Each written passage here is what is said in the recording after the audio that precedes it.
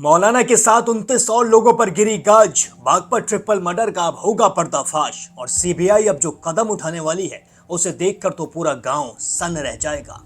आदाब, नमस्कार, सत श्री अकाल, peace to be with you दोस्तों। मेरा नाम है जुनैद भाटी और आप देख रहे हैं द न्यूज फीवर। जैसा कि आप सभी जानते हैं, बागपत में इस वक्त दहशत का माहौल है। हर तरफ सनसनी फैली हुई है क्योंकि वहां पर मामला ही इतना बड़ा हुआ है, क्योंकि बागपत में केस ही इतना बड़ा निकलकर सामने आया है।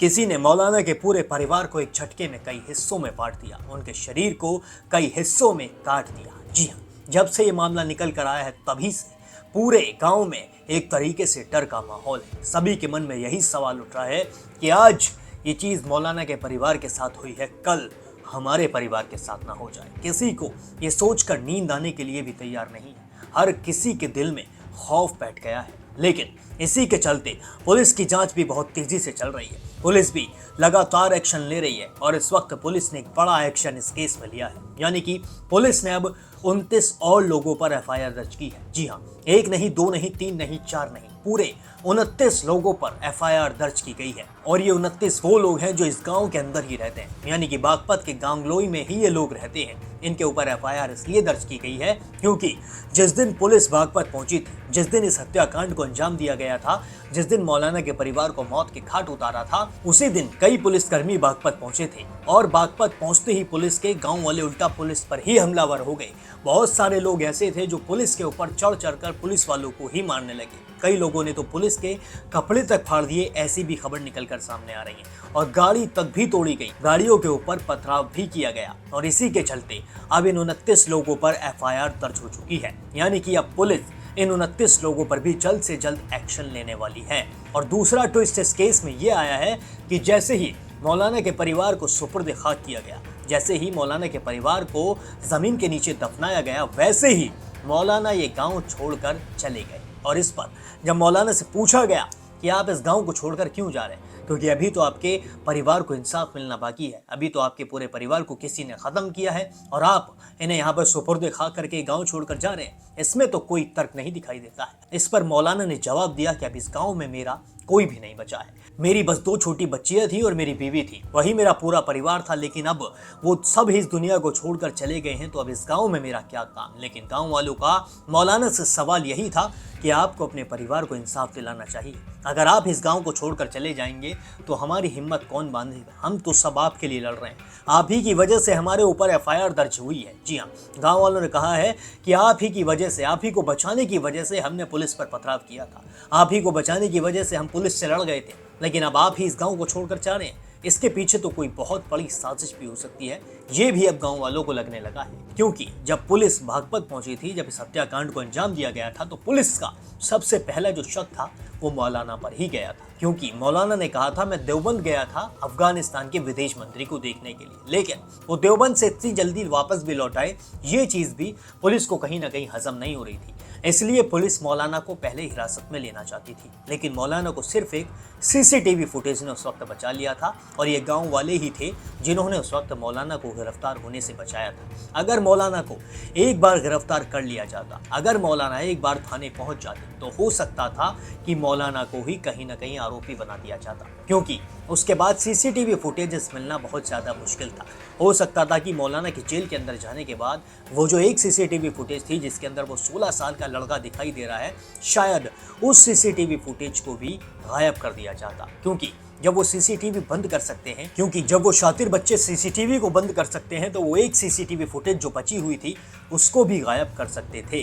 लेकिन इन्हीं गांव वालों की वजह से मौलाना बच गए थे और अब मौलाना इन्हीं गांव वालों को छोड़कर अपने पैतृक गांव जा चुके हैं। और मौलाना के जाने के बाद अब 29 गांव वालों पर एफआईआर पुलिस ने दर्ज कर दी है। पुलिस वालों के अंदर इस वक्त बहुत ज्यादा गुस्सा दिखाई दे रहा है, क्योंकि कई पुलिस वालों के कपड़े फाड़े गए थे, कई पुलिस वालों के ऊपर हाथ भी उठाया गया था, और तो और गाड़ियां भी तोड़ी गई थी। और अब पुलिस का भी साफ तौर पर कहना है कि जिसने पुलिस के ऊपर हमला किया था उसे बख्शा नहीं जाएगा, क्योंकि पुलिस आपकी सहायता के लिए वहां पर पहुंची थी, पुलिस इस केस को सुलझाने के लिए बागपत पहुंची थी। आखिर पुलिस की गलती ही क्या थी? पुलिस तो टाइम रहते वहां पर पहुंच गई थी, पुलिस तो वक्त रहते वहां पर पहुंच गई थी, और पुलिस ने 6 घंटे के अंदर अंदर उन लड़कों को भी ढूंढ निकाला था जिनके ऊपर इस वक्त सबसे ज्यादा शक गहराया हुआ है। लेकिन गांव वालों ने उन्हीं पुलिस वालों पर हमला किया और इसी के चलते अब ये 29 लोग सलाखों के पीछे जल्द से जल्द जाने वाले हैं। और इस वक्त गांव वालों के अंदर भी गुस्सा दिखाई दे रहा है, बस इसी वजह से क्योंकि मौलाना उन्हें छोड़कर चले गए। वो मौलाना के परिवार के लिए ही पुलिस से लड़े थे, वो मौलाना के लिए ही पुलिस के ऊपर हमलावर हुए थे और वही मौलाना उन्हें छोड़कर चल दिए। और इसी की वजह से मौलाना के ऊपर शक अब पुलिस का भी जा रहा है और गांव वालों का भी जा रहा है। सभी का कहना है कि शुरुआत में जो तहरीर दी गई थी, यानी कि शुरुआत में जो पुलिस को बताया गया था कि मौलाना के परिवार को मारने के पीछे मौलाना का ही हाथ हो सकता है, इसमें अब कहीं ना कहीं दम दिखाई दे रहा है इन गांव वालों को भी। यानी कि पूरा गांव गांगलोई इस वक्त यही कह रहा है कि मौलाना हमें ऐसे बीच में छोड़कर कैसे जा सकते हैं। दोस्तों, समझने वाली बात है, आप इस बात को समझिए कि एक तरफ पुलिस और दूसरी तरफ गाँव वाले। मान लीजिए पुलिस आती है, हत्याकांड होता है, उसके बाद पुलिस पहुंचती है और फिर वो मौलाना को गिरफ्तार करने की कोशिश करती है, मौलाना को हिरासत में लेने की कोशिश करती है, लेकिन गांव वाले पुलिस पर हमलावर हो जाते हैं। गांव वाले मौलाना को गिरफ्तार होने नहीं देते हैं, मौलाना को हिरासत में लेने नहीं देते हैं। तो इसमें जो बीच में है वो है मौलाना। गांव वाले लड़े मौलाना के लिए, पुलिस आई मौलाना के लिए और अब मौलाना ही इस गांव को छोड़कर चले गए। तो दोनों तरफ से जो गुस्सा बढ़ेगा वो किसके लिए बढ़ेगा? सीधी सी बात है, मौलाना के लिए ही बढ़ेगा। क्योंकि जब मौलाना ने अपने परिवार को सुपुर्द खाक कर दिया, मौलाना ने अपने परिवार को दफना दिया, तो मौलाना को कुछ दिन इस गांव के अंदर रहना चाहिए था। मौलाना को इस गांव के लोगों का ढांढस बंधाना चाहिए था, क्योंकि लोगों के ऊपर एफआईआर जो हुई है उसके पीछे सिर्फ और सिर्फ मौलाना ही है। ये सिर्फ मौलाना के लिए ही लड़े थे और गांव वाले अब इस केस में सीबीआई की जांच भी करने लगे। जी हाँ, सीबीआई की जांच, छोटी मोटी जांच नहीं होती सीबीआई की जांच। जब सीबीआई की जांच शुरू होती है तो शुरू से लेके अंत तक की पूरी कहानी बाहर निकल आती है, क्योंकि सीबीआई सवाल ही ऐसे ऐसे करती है और सीबीआई पुलिस की तरह जांच नहीं करती है।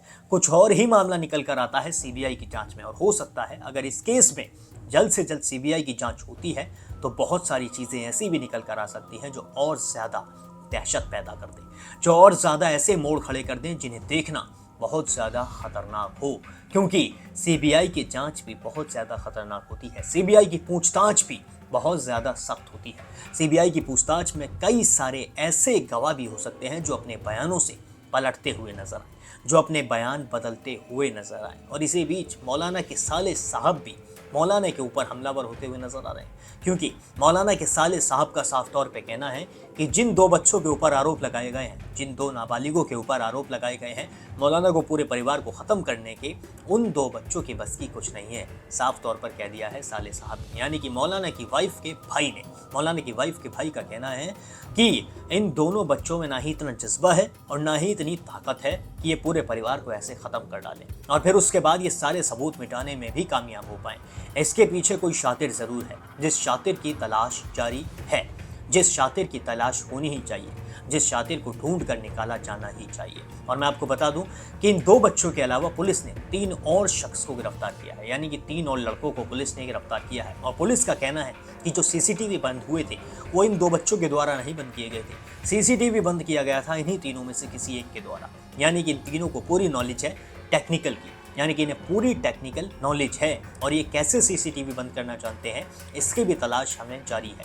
हम इसके पीछे भी सही से लगे हुए हैं। और पुलिस का ये भी कहना है कि अगर मौलाना से दोबारा पूछताछ करनी पड़े, यानी कि अगर कुछ ऐसे सबूत निकल कर आए जिनकी वजह से मौलाना से पूछताछ करने जाना पड़े, तो पुलिस वहीं पहुंचेगी जहां इस वक्त मौलाना मौजूद है। क्योंकि ये कानून के हाथ हैं, कोई इस गांव से उस गांव चले जाए या फिर इस शहर से उस शहर चले जाए या फिर कह लीजिए इस देश से दूसरे देश क्यों ना चला जाए, कानून के हाथ उस तक पहुंच ही जाते हैं। अगर इस केस में कुछ ऐसा निकल कर आता है जो ज्यादा संदिग्ध दिखाई देता है तो मौलाना से पूछताछ भी होगी। और अगर सीबीआई जांच हो गई तो फिर तो आप भूल जाइए कि कोई भी आरोपी बच ही पाएगा। आपको क्या लगता है इस केस में सबसे बड़ा शातिर कौन हो सकता है? अगर आपको भी लगता है कि ये दोनों नाबालिग ही सबसे बड़े शातिर हैं तो कमेंट सेक्शन में ज़रूर बताएं। और लगता है कि कोई और भी इसके पीछे निकल कर आ सकता है या फिर किसी और का भी हाथ हो सकता है या फिर किसका हाथ हो सकता है, तो कमेंट सेक्शन में मुझे ज़रूर बताएं। बाकी अगर आप भी इस खबर पर अपने पास कोई राय रखते हैं तो उसे अपने पास ही ना रखें, कमेंट में साझा ज़रूर करें। बाकी और भी सारे अपडेट्स के लिए अभी सब्सक्राइब कर लें द न्यूज़ फीवर।